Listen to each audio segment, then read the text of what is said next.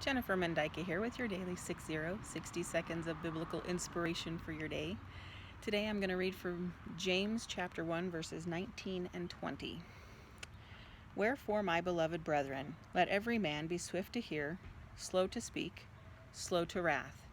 For the wrath of man worketh not the righteousness of God. I think a lot of times we forget that those battles are not ours to fight.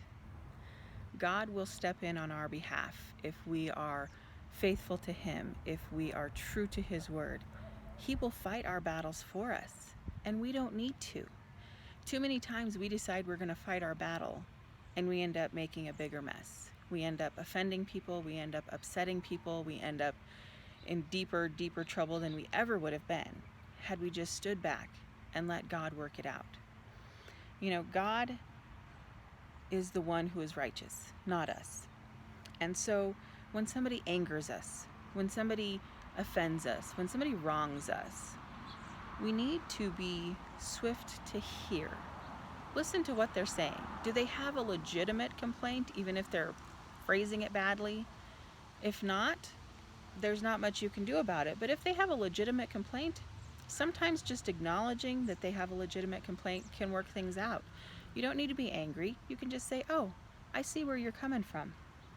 Another thing it says is be slow to speak. Make sure you think through what you're going to say before you say it.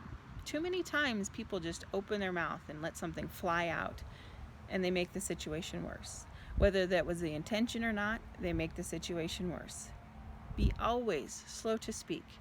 Whenever you have an opportunity to speak, think about what you're going to say. Think if maybe what you're saying shouldn't be said, because sometimes keeping your mouth shut is saying more than you could ever say with it open. And be slow to wrath. Don't get mad. People do dumb things. People do wrong things. People make mistakes.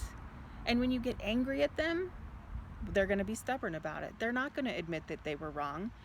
If you can just show them the love of Christ, a lot of times they'll come around and they'll say they're sorry and they'll see what's wrong and things will change. And if not, it's in God's hands.